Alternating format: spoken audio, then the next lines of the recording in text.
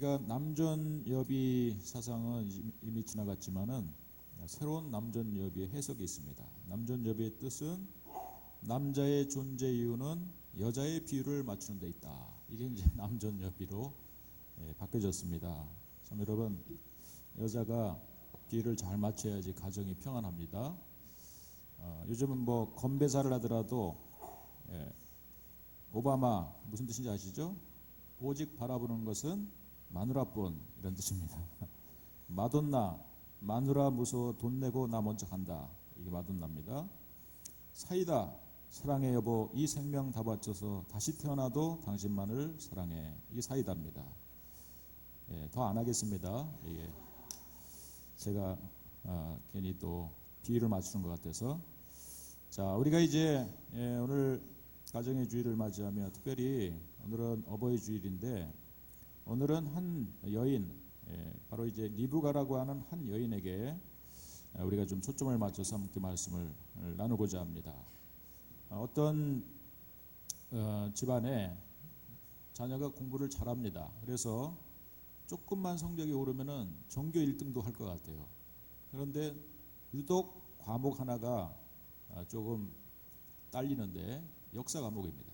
그래서 담임 선생님이 이 어머니를 학교로 오라 그래가지고 상담을 합니다. 어머니, 우리 얘가 성적이 역사 과목만 지금 70점에서 90점만 넘으면 전교 1등을 하는데 지금 역사를 왜 이렇게 못하죠? 어머니한테 혹시 물어보면, 혹시 어머니도 옛날에 다른 과목을 잘했는데 역사를 혹시 못하지 않으셨습니까? 그랬더니 엄마가 극적극적 되면서 어떻게 아셨습니까? 제가 영어 수학은 잘했는데 역사 과목이 유일하게 약했습니다. 그랬더니 선생님 하시는 말씀이, 그래서 역사는 반복된다고 하는군요. 그렇게 얘기했더니 역사가 반복됩니다. 참, 우리가 지난 시간에도 우리가 말씀을 나눴지만은 집안에서 흐르고 있는 그야말로 나쁜 역사적 일들이 이것이 반복적으로 일어난다면은 아무리 가문의 영광을 위해서, 가문의 집안에 우리 자녀들을 잘 되기를 우리가 바라는 부모의 마음이지만은 나쁜 그러한 집안의 역사들이 계속적으로 반복적으로 일어난다면은 얼마나 그 집안이 불행한 집안이 될 수밖에 없겠습니까? 예를 들면은 할아버지가 처불구에서 살았는데 내 남편이 그야말로 바람둥이고 가정을 돌보지 않는 그러한 남편인데, 또 그런 아버지인데 그 아들이 똑같이 그야말로 이제 바람둥이 아들이 된다면은 그것이 이제 뭔가 집안의 내력이 아닌가, 이런 생각도 해보고요. 그 집안에 그야말로 알코올 중독 환자로 일찍 죽는 사람이 생겼는데 그 아버지가 그렇게 죽고 아들도 또 술을 먹으면서 알코올 중독자가 된다면은 나쁜 과거의 역사가 반복되고 있는 것이죠. 또 그런 것뿐만 아니라 육체적인 질병의 문제도 사실은 이 집안의 이 가문에 반복되는 것이 있다면은 얼마나 그것이 집안의 불행이겠습니까?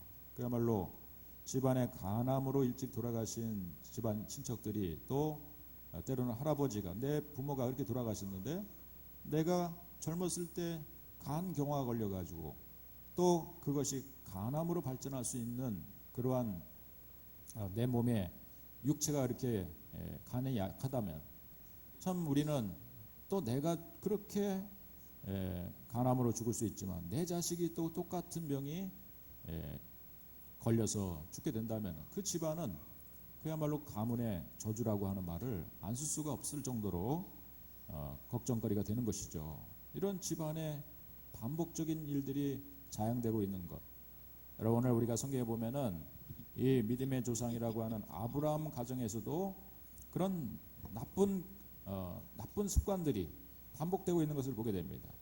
여러분, 지난 시간 우리가 지난주에 말씀을 나눌 때 하나님께서는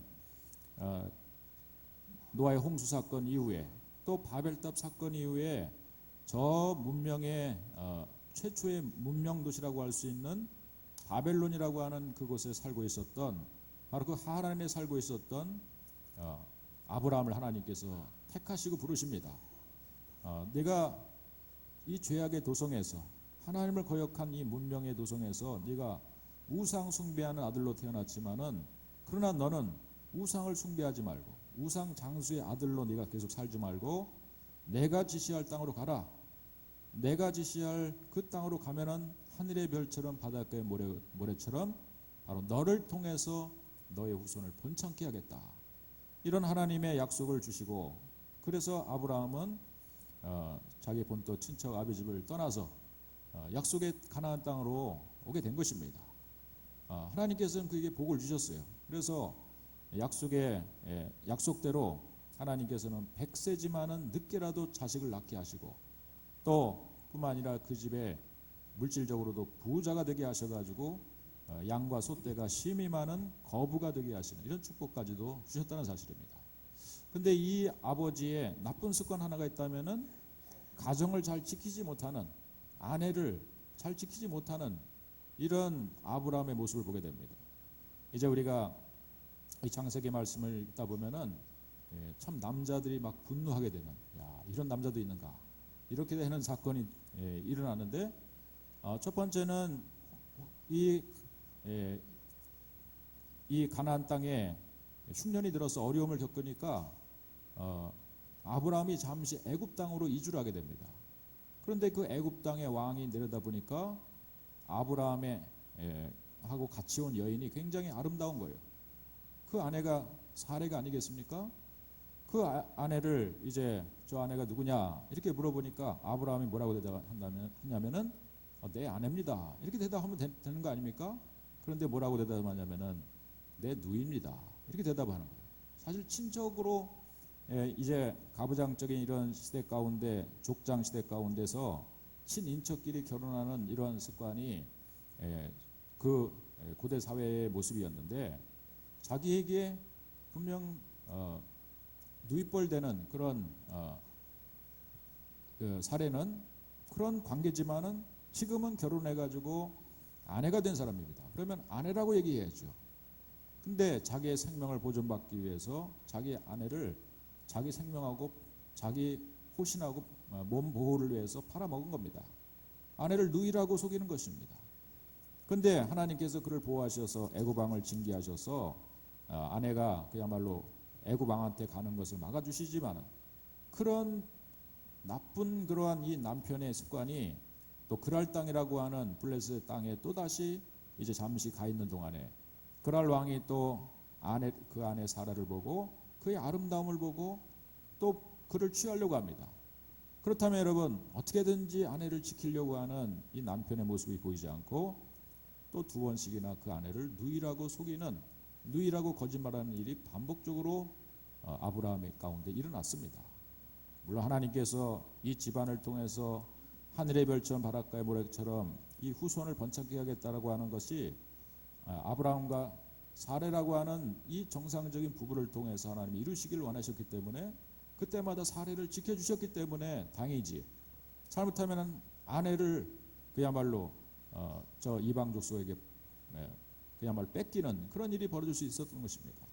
참 여러분 어떻게 보면 무심한 남편이고 또 어떤 면에서 가정을 지키지 못하는 무능한 남편일 수 있는 것이죠. 또 아내를 사랑하지 않는 그러한 남편의 연약한 모습을 볼 수가 있는 것이죠. 그런데 이제 오늘 본문에는 한 여인이 등장합니다. 바로 리브가라고 하는 한 여인이 등장해요. 리브가가 누굽니까? 그 리브가는 바로 아브라함과 사라가 결혼해가지고 100세에 난 자식이 누구예요? 이삭이었습니다. 그 이삭을 이제 100세에 나서 무려 40년의 기간 동안 지내왔지만은 이삭이 40이 넘도록 장가를 못 가는 겁니다. 내 아들이 40이 넘도록 노총각으로 있는 거예요. 40이 되도록. 걱정거리죠, 부모에게. 그런데 오늘날 하나님께서는 아브라함의 마음을 움직이셔서 내 아내 내 며느리감을 바로 이 가나안 지경에 있는 사람들, 자기네 가족 외에는 믿는 사람이 없는 거예요. 다 주변에 있는 사람들은 다 우상을 숭배하는 바로 그런 사람들이었기 때문에 또 어떻게 보면은 자기의 집안끼리 결혼했던 이런 이제 습관에 의해서 며느리감을 어디서 구하냐면은 자기가 떠나왔던 저 하란이라고 하는 곳에 가서 그곳에서 며느리감을 이제 구하도록 합니다. 아브라함의 종을 보내서 하나님께서는 이 종이 그 하란이라고 하는 곳에 가서 자기의 이제 주인의 명을 받아서 며느리감을 구하러 갔는데 그렇게 기도합니다. 하나님, 내가 이 우물가에서 만나는 첫 번째 여인, 또 그 여인이 나에게 긍휼을 베푸셔서 나그네를 잘 대접하는, 그래서 나의 낙타까지 물을 주는 그런 여인이 나타나면은 이 여인이 바로 하나님이 그야말로 점지해 주신 그러한 며느리감인 줄 알고 내가 이 여인을 데려가겠습니다. 이렇게 종이 기도할 때 아니다 다를까 그런 기도가 마치자마자 바로 여러분 한 여인이, 아름다운 여인이 물을 길러 왔는데 그가 바로 누구였습니까? 리브가라고 하는 여인이었다는 사실이죠.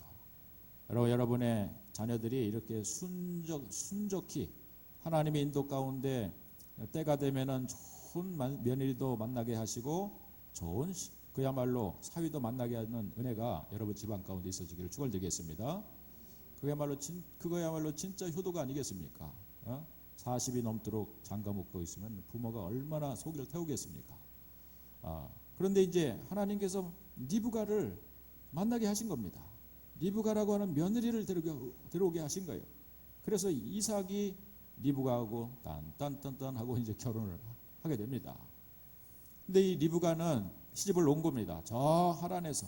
이 리브가가 얼마나 사실은 결단력이 좀 있었던 여인인지를 성경에 보게 되면은 이 종이 이제 리브가를 선택하고 지금 아브라함이 당신을 며느리감으로 얻기를 원하는데 당신이 가겠느냐 물어보니까 그 자리에서 나 따라가겠습니다. 내가 저 아브라함한테 가겠습니다. 그런 겁니다. 그런 과정을 보면 리브가가 시집을 못 가서 안달난 노처녀였는가? 그런 건 아닌 것 같고요. 아마도 우리가 추정하기를 이제 저 멀리 떠난 이제 아브라함과 이 리브가의 사이는 따지고 보면 5종 사춘간이 됩니다. 5종 사춘이 맞죠. 그렇게 됩니다. 그러니까 멀리 떠나보냈던 아브라함에 대한 친척 아브라함에 대한 얘기를 듣고 있었죠. 그가 이 하란이라고 하는 동네를 떠나서 우상의 동네를 떠나서 하나님의 계시의 말씀을 의지하며 저 가나안 땅으로 가게 됐는데 그곳에서 큰 부자로 살게 되는 하나님의 축복을 받게 되는 이야기를 아마도 들었을 거예요. 무려 그 거리는요 이제 우리가 지리상으로 보면 한 800km 해당하는, 그래서 그 당시에 걸어서 가면 한 달이나 걸리게 되는 머나먼 그런 길이었어요. 가나안과 이 하란이라고 하는 지금의 이라크라고 하는 지방과 지금 이스라엘이라고 하는 그 지방의 그 거리는 800km 정도 된다고 합니다. 이제 그거를 종이 얘기하니까 따라가겠습니다. 근데 집안에서는 야, 너 그래도 한 열흘 정도는 시간을 보내면서 우리가 이렇게 헤어질 준비를 해야 되지 않느냐. 그런데 이 종은 빨리 가자는 겁니다.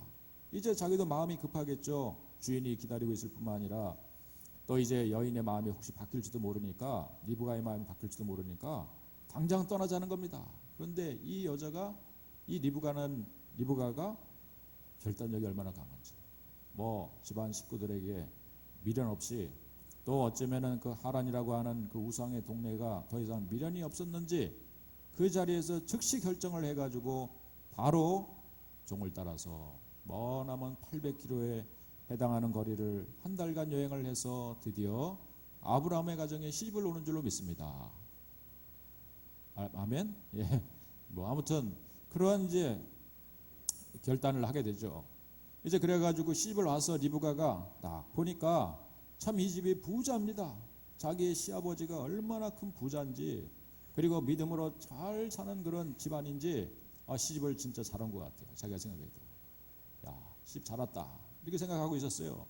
그 남편은 이삭은 얼마나 또 사실은 우리가 성경에 보면은 아브라함은 인생 여정이 굉장히 굴곡이 심했어요. 근데 이삭은요 아버지가 받은 이 하나님의 축복을 아들이 그대로 마치 물 흐르듯이, 마치 저 계곡 밑에 있으면은요 그 계곡의 윗물에서는 다 낙엽이 이렇게 걸러지면서 밑에 물은 깨끗해지듯이 아버지 아브라함은 인생 역정을 많이 겪고 저 갈대아루에서 머나먼 곳까지 이주를 하고 그리고 여행을 온 사람이지만은, 근데 이삭이라고 하는 이 사람은 아버지가 늦게 낳기도 했지만 100세가 넘게 자기를 낳기도 했지만은 자기는 인생 굴곡이 별로 없는 거예요. 굉장히, 그리고 또 성실한 면이, 또 성경에 보면은 이삭의 모습은 성실한 아버지의 모습으로 볼 수가 있어요. 또 이미 물질적으로 풍요합니다. 그런데 하나님께서는 이삭이 그해 농사를 져가지고 농사에 씨를 뿌리니까 30배도 아니고 60배도 아니고 그해 바로 100배로 축복을 얻는 이런 하나님께서 물질의 축복도 이삭에게 주는 겁니다. 그리고 마음이 얼마나 착한지, 다른 목자들하고 그랄 목자들하고 함께 또 우물 때문에 다툼이 나면은요, 그냥 알았어, 네가 써. 그리고 그냥 양보하고 또 다른 데 우물을 파니까 또 우물이 나오는 거예요. 그런데 또 물이 나오니까 거기 지역에 있는 사람들이 또 와가지고, 블레셋 사람들이 와서 또 우물에다가 뭘 집어넣고 그 우물을 못 마시게 하니까 또 거기서 그냥 다투거나 분쟁하지 않고 또 짐 싸가지고 이동하면서 이렇게 굉장히 어떻게 보면은 다투기를 싫어하는 이러한 모습이 있습니다. 그런 모습은 어쩌면은 성실하고 또 때로는 온유한 그런 모습을 볼 수가 있는 것이죠. 자기 남편이 여러분 그러한 성실하고 겸손하고 또 양보도 잘하고 이런 젠틀한 그런 남자라면 얼마나 좋겠습니까? 이 자리에 있는 우리 푸른교회 집사님들이 다 그렇게 되기를 주의 이름으로 축원드리겠습니다. 할렐루야. 그런데 이제 이삭이, 이게 집안의 내력이 하나, 나쁜 내력이 하나 있어요. 그게 뭐냐면은 결정적인 순간에 자기 아내를 지키지 못하는 이런 면이 있었던 거예요.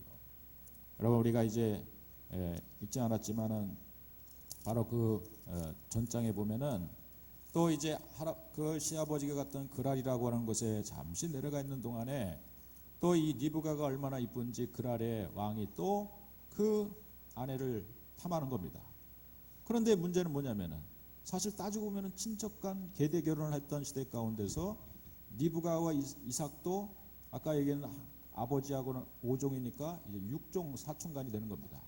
좀 먼 이제 친척이게 된 것이지만은 친척이기 때문에 누나라고 하는 것은 있을 수 있는 거예요. 그런데 아버지가 했던 똑같은 그러한 반복적인 그러한 아내를 지키지 못하는 일을, 자기 아내 리브가를 누이라고 속이는 그런 일을 천연덕스럽게 하는 것입니다.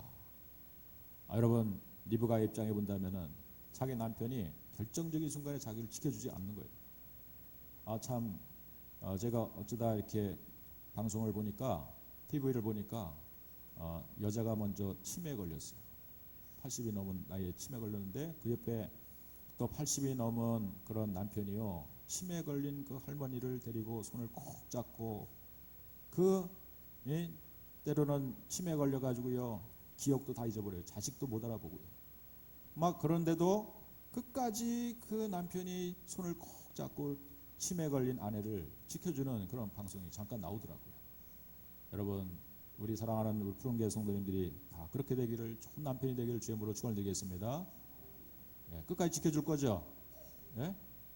안 지켜줄 겁니까? 이러한 이제 그런데 이 리브가의 남편 이삭은 다 좋은데 결정적인 순간에 그야말로 자기를 누이라고 속이는, 누이라고 팔아먹는, 이렇게 되니까 얼마나 남편에 대한 배신감도 들겠습니까? 그런데 이제 이 가정 가운데 어떤 일이 또 벌어지냐면은 이 남편 이삭이 나이도 많지 않은데 사실은 눈이 어두워지는 이러한 일이 생기게 됩니다. 그리고 자기가 죽을 거라고 하는 생각을 하는 거예요. 그리고 나서 사실 30년도 더 살았어요. 그 자식에게 축복하고 유언하고, 그때부터 앞으로도 30년을 더 살아서 야곱이 30년 후에 돌아와서 다시 만나는데도 그때도 살아 있었던 겁니다. 그런데 이제 이 이삭이 나이로 따져본다면은 40살 때 결혼을 해서 리브가하고 결혼해서, 그리고 이제 20년 만에 자식을 낳아요. 그러니까 60세 때 아기를 낳는데, 20년 만에 아기를 낳는데, 리브가가 잉태를 하고 보니까, 잉태했는데 이 배가 그냥 보통 배가 아닌 거예요. 배가 보니까 남산만큼 불러온 겁니다. 알고 봤더니 쌍둥이를 잉태한 거예요. 아마도 이제 지금처럼 막 이렇게 병원 가가지고 들여다보지 않고서도 직감적으로 알았는지, 그런데 하나님께서 그것을 쌍둥이가 태어날 것을 계시를 한 겁니다. 그래가지고요, 쌍둥이를 잉태하게 되는, 갑자기 20년 만에 아기를 쌍둥이를 잉태하는 이런 축복을 받게 된 것입니다. 애가 이제 임신을 이제 하게 됐습니다. 그런데 바로 그때 하나님께서는 이 이삭에게, 오늘 우리가 읽은 창세기 25장에 보면은 바로 그런 축복을 하나님께서 해주시는 것입니다. 자, 우리가 한번 잠시 성경으로 돌아보겠습니다. 창세기 25장 21절부터 21절부터 제가 23절까지 잠시 읽어보면요, 이삭이 그의 아내가 임신하지 못함으로 그를 위하여 여호와께 간구하매 여호와께서 그의 간구를 들으셨으므로 그의 아내 리브가가 임신하였더니 그 아들들이 그의 태 속에서 서로 싸우는지라. 그러니까 아들들이 한꺼번에 임신하게 됐어요. 쌍둥이가 임신했습니다. 그가 이르되 이럴 경우에는 내가 어찌할꼬 하고 가서 여호와께 묻자온대. 그러니까 이 여호와께 묻는 사람은 누구냐면은 지금 리브가라고 하는 이 여인이었어요. 이 어머니였어요. 그래서 하나님께 물어보니까 내가 쌍둥이를 잉태했는데 이럴 때는 어떻게 됩니까? 물어보니까 하나님께서 그에게 어떤 놀라운 미래를 향한, 자식을 향한, 이 자손을 향한 하나님의 메시지가, 하나님의 축복이 그에게, 축복의 메시지가 그에게 임합니다. 23절에 보면은 여호와께 그에게 이르시되 두 국민이 내 태중에 있구나. 두 민족이 내 복중에서부터 나누리라. 이 족속이 저 족속보다 강하겠고 큰 자가 어린 자를 섬기리라. 쌍둥이를 잉태했는데 이 쌍둥이 하나하나가 하나의 민족을 이루겠다는 겁니다. 3대 4대로 끝나는 것이 아니라 1000대까지 계속 자식이 또 자식을 낳고 복을 이어가는 그런 이제 민족을 이루겠다라고 하는 한 아이를 통해서도, 또 한 아이를 통해서도 그런 축복을 주시는 거예요. 그런데 문제는 뭐냐면 이 족속이 저 족속보다 강하겠는데 어떤 족속이 더 강하냐? 큰 자가 어린 자를 섬기는, 그러니까 동생이 나중에 더 크게 된다는 것을 하나님께서 이 태중에 잉태를 했을 때 알게 된 것이에요. 자, 리브가의 집안을 정리하면 이렇습니다. 남편은요 이미 이제 눈이 점점 어두워집니다. 그래서 눈이 어두워진 그 얘기는 이제 잠시 후에 나오겠지만은 그러나 임신을 한 그의 자식들, 임신한 그의 자식들 가운데 동생이 큰 자, 형을 섬기는, 형이 동생을 섬기는 이런 일이 있을 것을 하나님의 계시를 통해서 듣게 된 것입니다. 이런 이제 가운데 이제 우리는 영적인 면에서 지금 며느리로 왔던 리브가라고 하는 한 여인이 하나님의 음성을 청중하고 있는 것을 보게 됩니다. 하나님의 계시가 누구에게 임하고 있냐면은 지금 리브가라고 하는 한 여인에게 임하고 있는 것을 보게 됩니다. 사실 그 전에는 아브라함을 통해서, 그의 시아버지 아브라함을 통해서 계시가 임했었는데, 하나님의 음성이 들려졌었는데, 이제는 오늘 그가 태중에 잉태하는 순간부터 하나님께서는 리브가라고 하는 그 집의 며느리에게 하나님의 계시가 계속 임하고 있는 것을 보게 되죠. 이제 이 계시를, 이 약속의 말씀을 리브가는 붙들고 있는 상태에 있는데, 이제 얼마 후에 자기의 남편 이삭이 눈이 어두워집니다.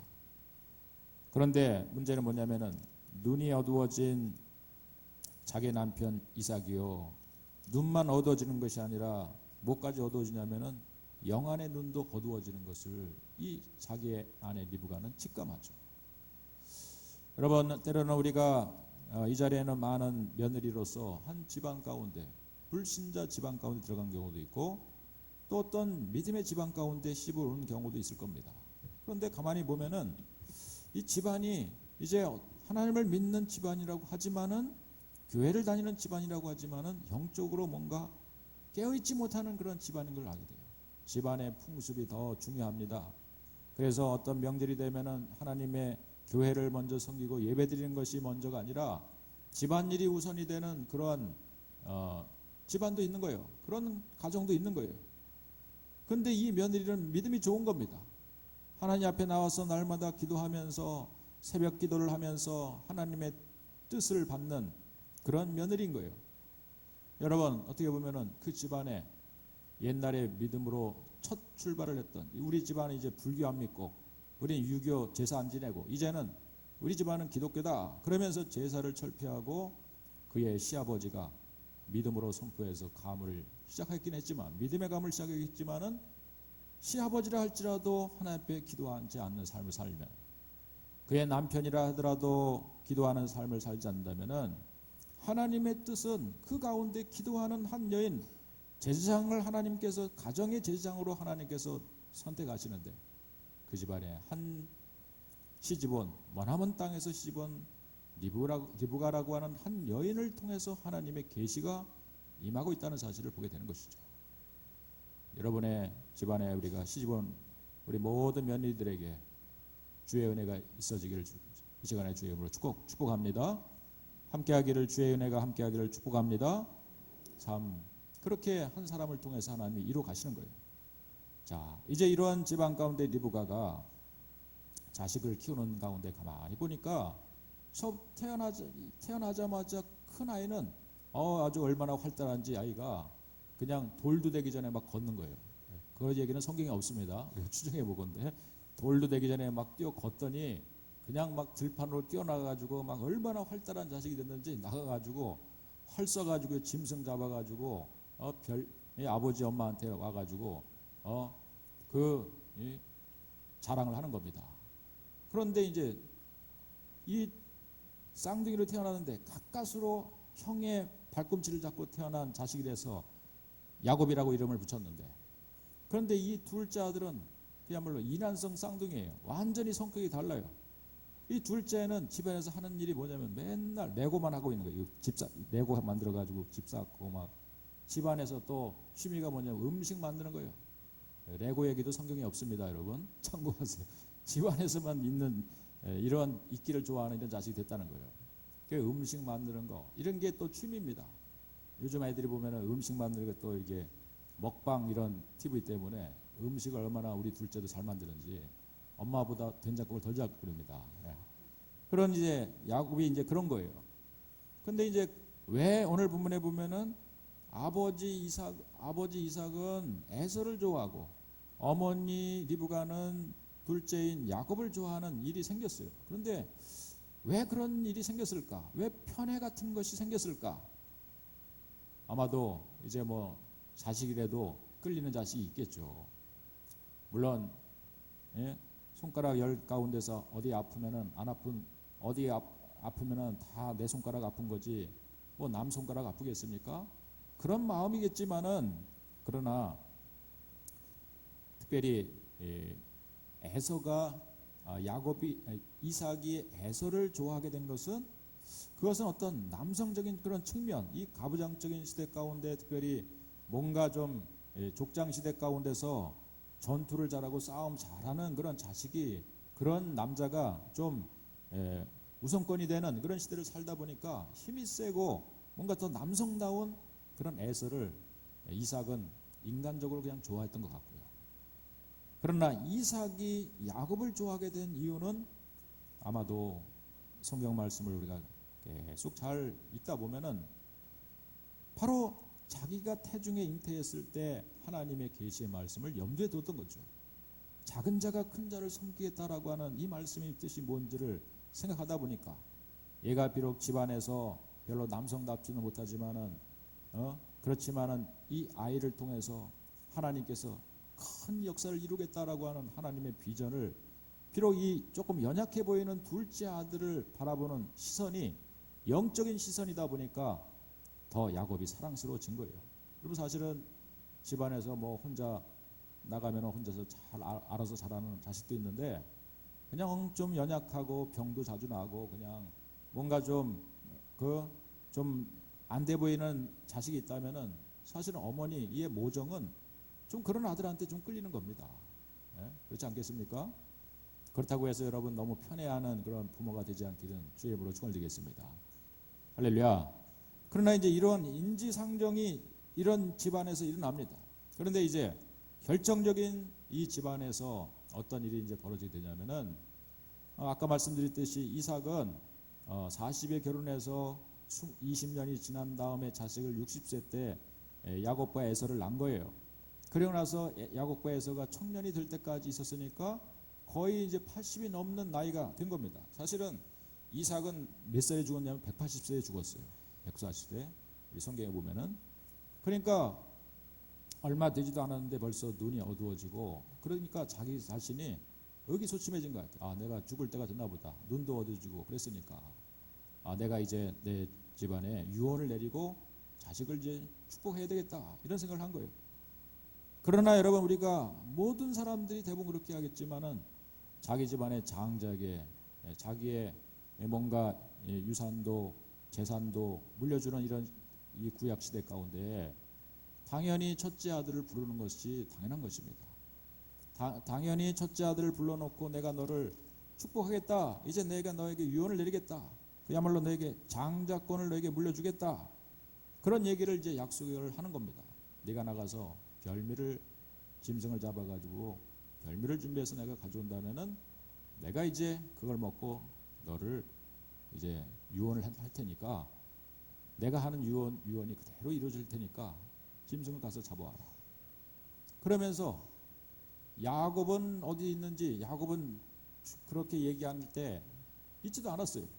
근데 그 얘기를 누가 들었냐면은 문틈에서 바로 자기 아내 리브가가 들은 겁니다.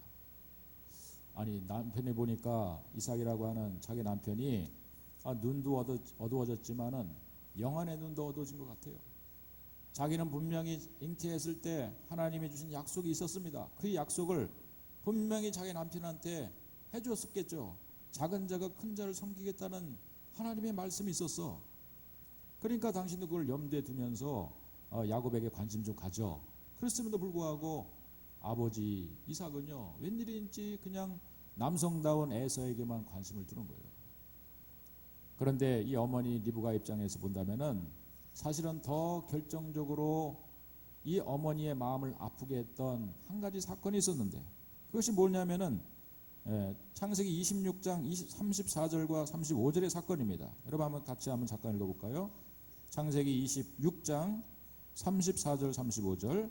자, 두 구절 한번 읽어보겠습니다. 시작. 에서가 40세 헷족속 부에리의 딸 유립과 헷족속 엘론의 딸 바스맛을 아내로 맞이하였더니 그들이 이삭과 리브가의 마음에 근심이 되었더라. 여러분, 이삭이 그래도 믿음이 있었던 사람이기 때문에, 아버지 아브라함을 통해서 믿음을 전수받은 사람이기 때문에 믿음의 눈으로 보니까 자기 아들이 이방의 딸을 며느리로 삼아가지고 데려온 거예요. 그러면 약속이 깨지는데, 하나님이 천대까지 내 집안을 복의 후손으로 만들고 믿음의 가문으로 만들겠다라고 하는 하나님의 약속이 있었는데, 자기의 맏아들이 나가가지고 헷족속, 당시에 가장 강력했던 이 철기 문화를 만들었던 헷족속의 여자를 데리고 와가지고 며느리로 데려온 거예요.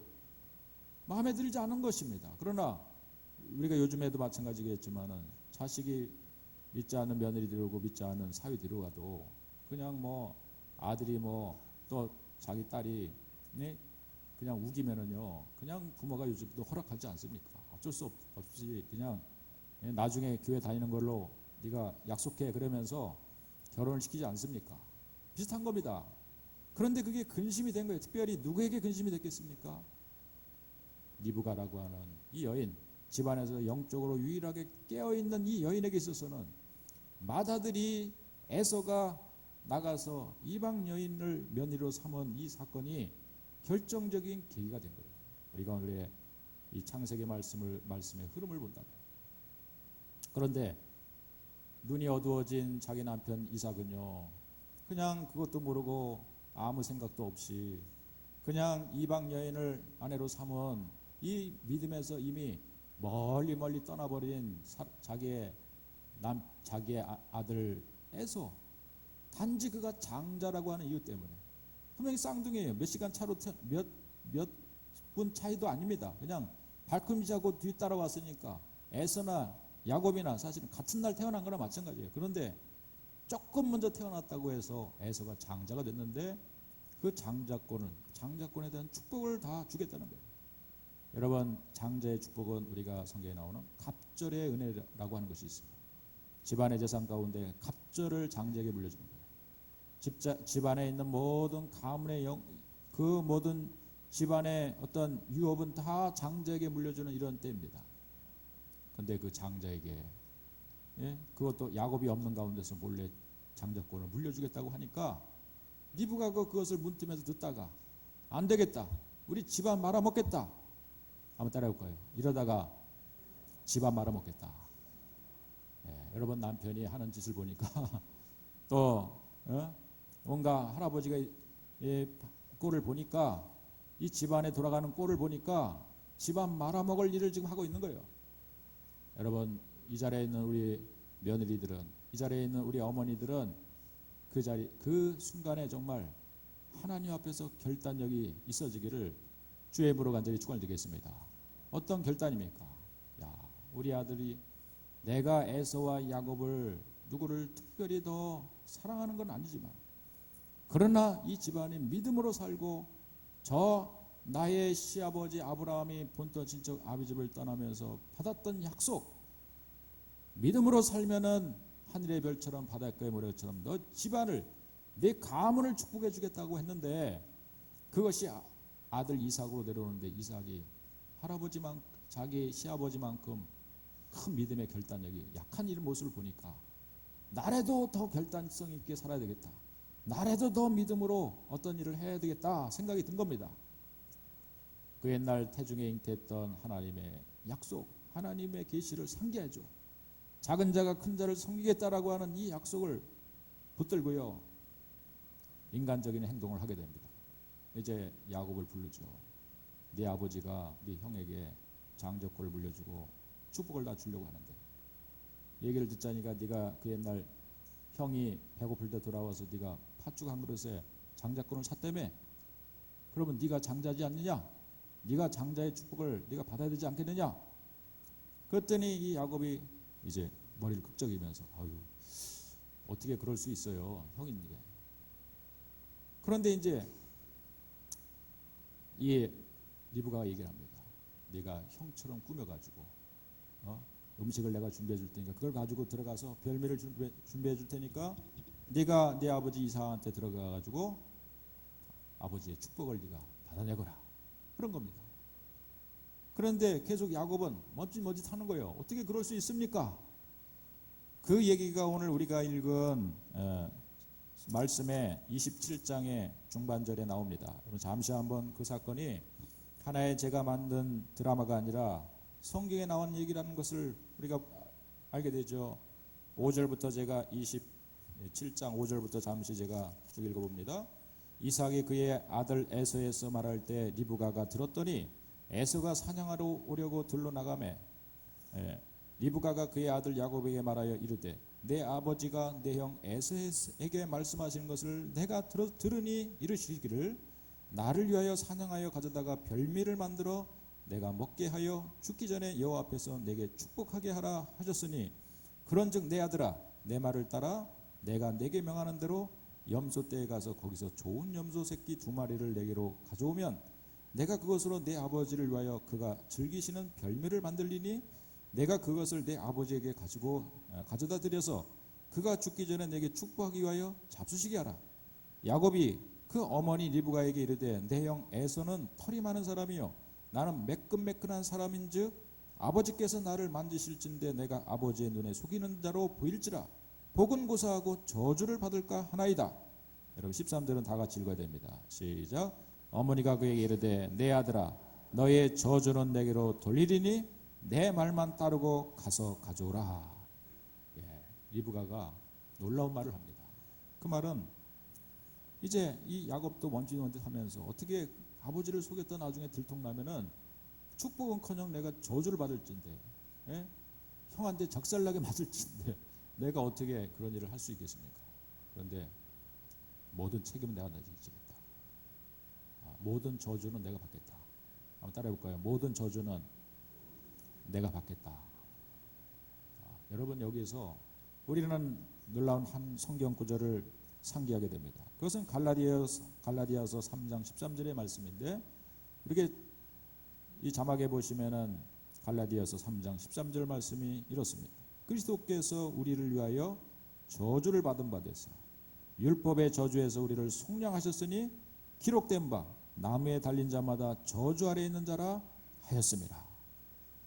예수님께서 십자가에 달린 것은 우리 죄에 대한 저주를 다 담당하시고 십자가에 대속의 죽음을 죽으셔서 우리가 죄인에서 의인이 된 줄로 믿습니다. 여러분, 사실은 지금 이렇게 행하는 것은 일단은 첫째, 남편의 저주를 받아야죠. 이런 못된 아내가 있나 하면서 어떻게 첫째 전통이, 우리 집안의 전통은 당연히 장자한테 들어가야 되는데, 이 나를 속여가지고 이 둘째를 야곱을 데려와가지고 염소털을 붙이고 음식을 당신이 준비해놓고 아들이 준비했다고 해가지고 같이 오게 만들어서 모든 축복을 둘째에게 물려주게 했느냐. 그러면서 이 믿음이 연약했던 이삭이 그 상황을 알게 되면은 아주 아내를 쫓아낼 만큼 이런 시대 가운데 그 저주를 감당해야 될 일이었다는 사실이에요. 또 첫째 아들은 어땠습니까? 첫째 아들은요, 돌아오니까 자기 엄마가 동생한테 모든 준비를 다 갖춰가지고요, 자기가 나가서 짐승 잡는 사이에 아버지로부터 축복권을 다 받게 만든 거예요. 그러면 여러분, 자기 어머니라도, 어머니 그럴 수 있습니까? 어머니 어떻게 나한테 그럴 수 있습니까? 내가 그렇게 믿음이 좀 없다고, 내가 하나님을 좀 덜 믿는다고 나에게 그럴 수 있습니까? 그러면서 나는 더 이상 이제 교회 안 다닙니다. 나는 더 이상 하나님 안 믿을랍니다. 그런 어머니가 믿는 하나님은 나는 절대 안 믿겠습니다 하면서 어머니를 아마 저주하면서 떠날 수도 있는 그런 상황인 것을 다 이 리브가는 가슴으로 그 저주를 받겠다는 것입니다. 사실은 이 저주는 그대로 임했어요.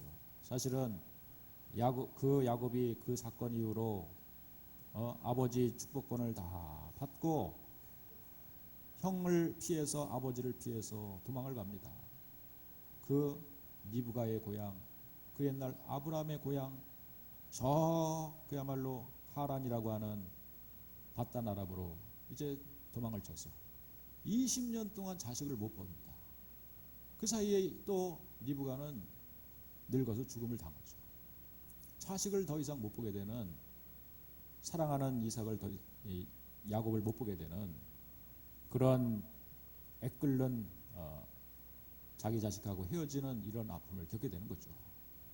아마도 자기 남편 이삭으로부터 계속해서 이 못돼 먹은 SOS 하면서 소리도 들으면서 얘기를 들었을 거예요.